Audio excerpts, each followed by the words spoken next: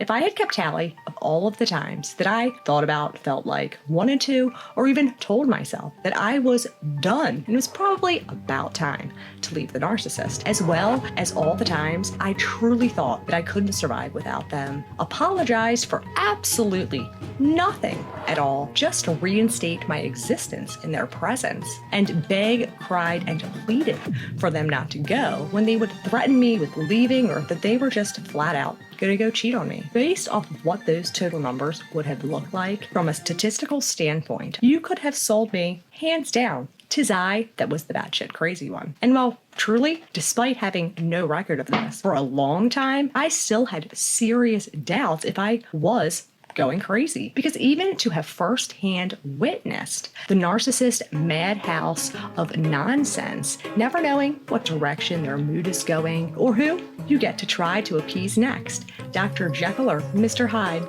And deep down, you know, this nightmarish relationship from hell has made you absolutely miserable, yet cannot seem to stop justifying their behaviors or trying to find yet another reason as to why you shouldn't leave. And anyone else who can tell that this relationship is anything but healthy, regardless of how valid their points are, their words go in one ear and out the next, when they more or less imply you should leave this douchebag and move on with your life. And somewhere amidst the mental mayhem that their psychological torture has created in your mind, you know that they're right, yet at the same time makes your head spin and gives you an urge to want to just go crawl in a hole so you can have some peace and quiet during your internal debate over whether or not you are batshit crazy or maybe perhaps just a moron with a glutton for punishment, ultimately to only leave you feeling worse and stuck like Chuck, wondering why in the F can't I walk away from this nightmare? What in the hell is wrong with me? And why won't this trauma bond let go of its death grip? All to which are completely normal for this abnormal situation that being in a relationship with a narcissist is. You are not batshit crazy, nor are you a moron? But I will admit that at times it truly seems like a miracle that any of us escape this heinous abuse that these demons dole out with but 2 brain cells intact from all of the psychological and emotional beatdowns that you take day in and day out. It is literally torture in every essence of the word. And then the cherry on top of all of this torment and pain in how our brain seems to have this bizarre and non-narcissistic abuse survivor friendly way that it handles and goes about dealing with trauma. Anyone who has dealt with a narcissist or is the support person to a loved one who's dealing with one is familiar with the term trauma bond. Though unfortunately, at least in my opinion, this one-sided bond that forms between an abuser and its victim is more often than not explained very well, which in all realness is one of those things that falls right there on the level of insanity to attempt to try to do in a reasonable way to get others or even ourselves truthfully to fully grasp and understand. As to that of trying to explain the anything but pleasant experience of firsthand dealing with one of these deplorable demonic renditions of Beetlejuice, but without an understanding of how these bonds form, for one, and what makes their grip so incredibly tight and seem to be lasting for so long, even after the relationship is done, that lies the secret to breaking the bond, and ultimately what has the most impact in our being able to cut ties with these people for good. But without an understanding as to what it is, then trying to go about breaking it is damn near hopeless. And the trauma bond becomes something but of a crutch as it serves as the reason to why we can't do this. Not that having a full understanding makes it easy as a Sunday morning, because, well, let's be real. Nothing is that easy when we're dealing with narcissists, but hopefully by gaining a better understanding about the trauma bonds, as well as the other biggest culprits as to what holds one up that often get overlooked, and methods to go about overcoming these will at least make it possible for one to be able to cut their ties and move on from these douchebags So here we go. In order for trauma bonding to even occur in the first place, it needs two elements: hot and cold treatments, aka intermittent reinforcement, as well as one person to have some form of power over the other. The narcissist power is that you don't know who you even are anymore, and all of the brain fuckery, mind games, and the high level of stress from the prolonged trauma disables your ability to be able to think and react with logic and reason, as instinctively we are wired to get away from, remove, or avoid abuse. When the abusive person is the same person that gives you a sense of relief, our brain associates them with a sense of safety, latching on to the positive aspects of the relief, now not even able to see the negative impact that the abuse has been causing you. Creating a feeling like we need the abuser often gets mistaken for love. And each time the narcissist gives just enough and then rips everything out from underneath of you, the bond becomes tighter and tighter and tighter. In order to have any chance of breaking this bond, it starts with remembering the person that you are. And though you will never get back the exact same person you were before the relationship, but who you are at the core, what sets you apart from all others and gives you your uniqueness, is still in there. And it is so important to dig deep and try your hardest in remembering who that person is, as well as do your best to be consciously mindful when you get triggered and have moments when you are frantically consumed by the thought of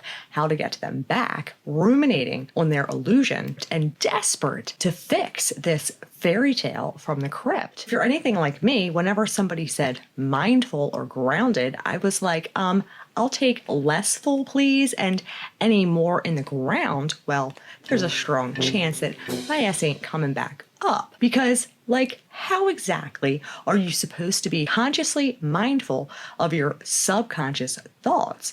But it was easier for me to understand when I looked at it as conscious, basing things off of logic and reason, where your subconscious stems from instinct, habit, feelings, and emotions. And what you want is to be somewhere in the middle. And though it is definitely possible to do, but the issue when you're dealing with narcissistic abuse is the stress keeps you stuck in survival mode, as well as the fog of confusion and them distorting your reality and grooming you to behave and to think in the ways that they desire. Trying to be mindful by using your mind that's all sorts of discombobulated doesn't exactly make for an easy job. By using a physical habit to decrease your stress, it makes you a little more clear-minded. Two of the easiest are breathing techniques that are designed to lower your heart rate and in turn reduce your stress.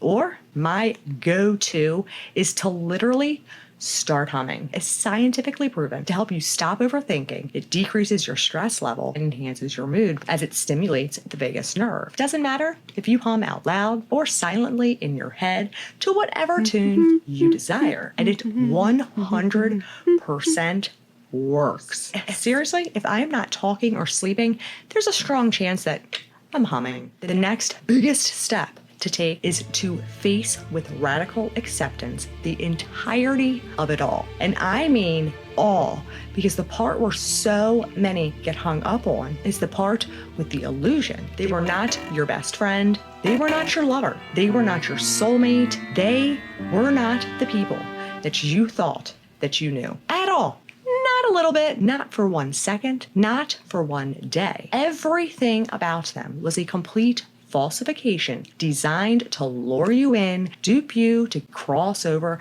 the threshold of the burning gates of hell so they could take advantage of you by using you as a source of their supply. These people are shape-shifting demonic chameleons. Every single source of supply gets a different person. Nothing about them is authentic. Zero, zilch, nunya. And that is the part so many people get caught on, holding on to that idea of who they once were when they flooded you with fulfilling what we as humans desire more than anything in this world. And it's so hard to be able to do, but you have to accept it with its entirety. They are not them at all.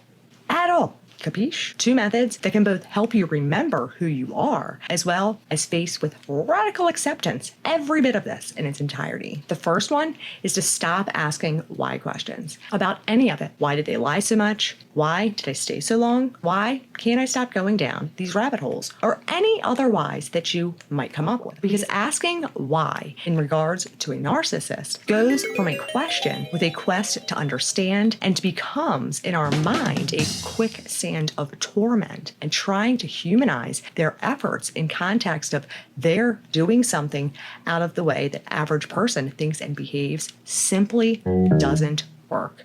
It doesn't. And it keeps you stuck seeking for an answer that is never going to come because it legit doesn't exist. They're not going to try to resolve your worries, bring you closure, nor do they care that it's hurting you. Because not only do they not care about anything or even see you as an individual, but the hurt and the worry and keeping you stuck is the whole point to everything that they do. And it's why you keep getting hung up on this ghost, because they are fucking with your mind and keeping you right where you are. And that is not going to do anything but keep you spitting in their circle of chaos and prevent you from being able to let go and move on. Now, don't get me wrong. I am not saying by any means to not seek answers to your questions or to gain as much understanding as humanly possible when these creatures are concerned about what they do, what they're capable of, and how they do it, because knowledge truly is half the battle when we're dealing with a narcissist. And with just a simple tweak to the questions that you ask can bring you from the past into the future and will lead to significant improvements in how you overall are feeling. Instead of asking, why did they lie about everything? Rephrase it in your mind to, they lied about everything. It happened. It's a fact. And these factual statements will guide you towards acceptance. It happened. Now what? Which the now what is the next thing, is now you need to decide what exactly it is that you personally, without any consideration to what the narcissist thinks or will say, or anyone else for that matter, but you personally feel undoubtedly warrant your give a fucks. And by default, it will eliminate all those things that we spend so much time and energy and get so hung up on giving too many fucks about that only ultimately leave us effed up or effed over in the end. And the easiest way to go about this is to literally get out a piece of paper and write down the things that at any point in your life you found brought you joy, brought you happiness, made you feel content. Write them down. Write down the last time that you laughed so hard it made you cry, and it was an ab workout in and of itself because you couldn't stop laughing. Write down what happened, where you were, who you were with. Write down a time that you did something, achieved something that made you feel so damn proud of yourself and so confident. Write down places you've always wanted to go or favorite places that you've been. Write down the character traits that you find most valuable and attractive in another person. The character traits that you feel would be the most valuable for you to have. Write down in your own words what your definition of love, respect, and then anything that doesn't fit or go on that list isn't worth dwelling over, wasting your time, energy, or giving 2 fucks about. Narcissists do not want what's best for you. They do not have your best interest at heart at all. You have already given them so much of your time and your energy. Staying with them or holding on to the hope or giving them any access to your life is only going to lead to more misery. You can't fix, save, or change that because they are devoted to being broken. And it is time now to start regaining your life, your sanity, and your freedom for you. Investing in you. Start doing the things that you love. Re-establishing the relationships with the people in your life that have proven that they care. The people that made you laugh so hard you almost peed yourself, or cheered you on and celebrated your victories when you felt proud. Take a trip to one of those places if it's feasible. Whatever you need to do to start thinking about you and what brings meaning to your life. Because life is far too short to waste your time on a narcissist kind of bullshit. Don't let them take any more from you than they already have and had absolutely no right to do. Save your time and energy for that person staring back at you in the mirror. Fight for them. Save them. Because that person is the most important person that you will ever meet. Without them, there is nothing. And they truly are worth and deserve so much more. Focus on you. Fuck the narcissist.